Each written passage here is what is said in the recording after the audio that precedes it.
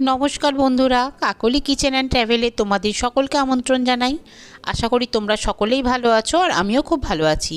আজকে আমি একটা হেলদি ডালের রেসিপি নিয়ে তোমাদের সামনে হাজির হয়েছি। এটা বানানোর জন্য লাগছে কড়াইশুঁটি, মূলো, কেটে রাখা বেগুন, আলু, বিম কড়াই, গাজর, ডুমো করে টমেটো, শিম আর লাগছে আলু। আর এই সমস্ত তোমরা চাইলে কিন্তু ফুলকপিও দিতে পারো এর মধ্যে। এটা একটা ভীষণ হেলদি অ্যান্ড টেস্টি ডাল তৈরি হচ্ছে।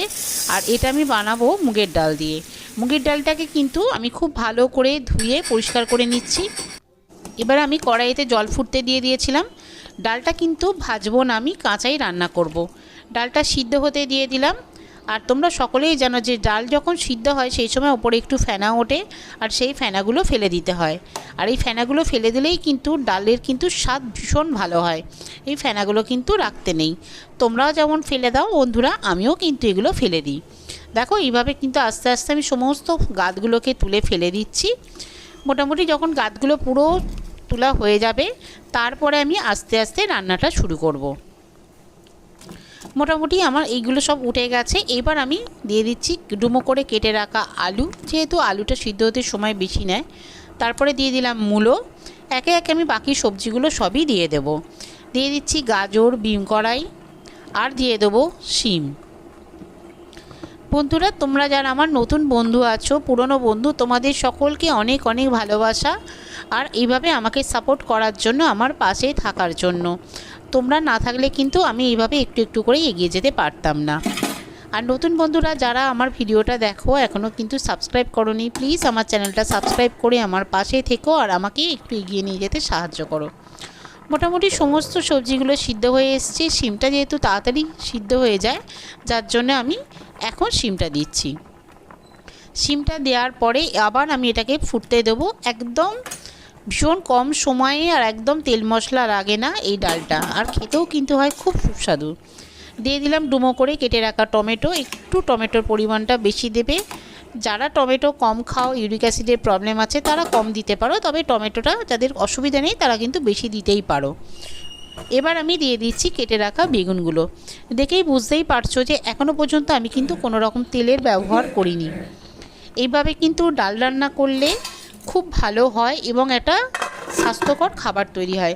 অনেক সময় আমাদের কিন্তু কাজের তাড়াহুড়ো থাকে, যে সমস্ত মায়েরা আমরা চাকরি বাকরি করি তাদের কিন্তু সব সময় কিন্তু রান্নাবান্না সব ঠিকঠাক করে হয়ে ওঠে না। চেষ্টা করেও কিন্তু তারা পেরে ওঠে না। ধরো ডাল করলেও সবজি করতে হবে, আবার মাছ করতে হবে, তখন কিন্তু এই ডালটা করলে ডালের সঙ্গে সমস্ত সবজির খাদ্যগুণগুলো রইলো, সবজিটাও খাওয়া হলো, একটা মাছ করে নিলাম, কিন্তু খুব ভালো হয়ে যায়। আর তোমাদের সঙ্গে কথা বলতে বলতেই আমি দিয়ে দিয়েছি কাঁচা লঙ্কা আর কড়াইশুঁটি, আর দিলাম সামান্য একটু হলুদ, আর দিলাম একটু আদা বাটা। দেখে বুঝতেই পারছো কতটুকু দিয়েছি।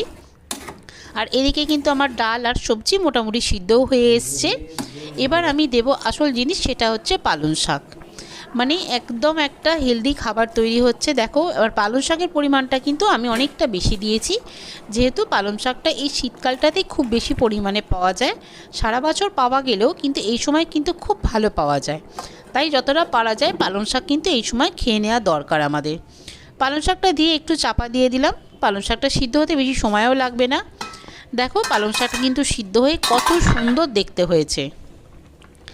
আর আমার নতুন বন্ধু, পুরনো বন্ধু, তোমাদের সকলকে বলছি আমার চ্যানেলটা সাবস্ক্রাইব করে আমার পাশে থেকো। আর দেখো ডালটাও কত সুন্দরভাবে সিদ্ধ হয়ে গেছে। এবার আমি বাকি রান্নাটা করব। এটা হচ্ছে এবার আমি এতে ফোড়ন দেব। আর এই সময় আমি দিয়ে দেবো পরিমাণ মতো নুন। আর তোমরা যারা চিনি মানে মিষ্টি একটু পছন্দ করো তোমরা কিন্তু মিষ্টি দিতে পারো, তবে মিষ্টি দিলে কিন্তু এর স্বাদটা কিন্তু একটু ভালো হবে, আর একটু ভালো হবে। আর যাদের সুগার আছে মানে মিষ্টি চলে না, তারা কিন্তু তোমরা দিও না মিষ্টিটা। তবে আমি কিন্তু অল্প একটু চিনি দিয়েছি, এটা টেস্টটা ভালো করার জন্য।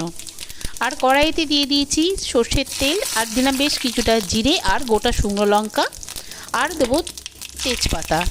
ফোড়নটা থেকে যখন খুব সুন্দর গন্ধ বেরোবে তখন কিন্তু এই ফোড়নটা আমি দিয়ে দেবো ওই সিদ্ধ করা ডালের উপরে। যেহেতু অনেকটা ডাল আছে আমি যার জন্য ওটা ঢালিনি ওই পাত্রতে, এর মধ্যেই আমি ফোড়নটা দিয়ে এবার ডালের মধ্যে দিয়ে দিলাম। ভীষণ ভালো একটা টেস্টি খাবার তৈরি হয়ে গেল, একটা সবজির ডাল। একদম সিম্পল সহজ একটা রেসিপি। তোমরাও কিন্তু বাড়িতে একবার এইভাবে সবজির ডালটা বানিয়ে দেখো বন্ধুরা, তোমাদের কিন্তু খুব ভালো লাগবে।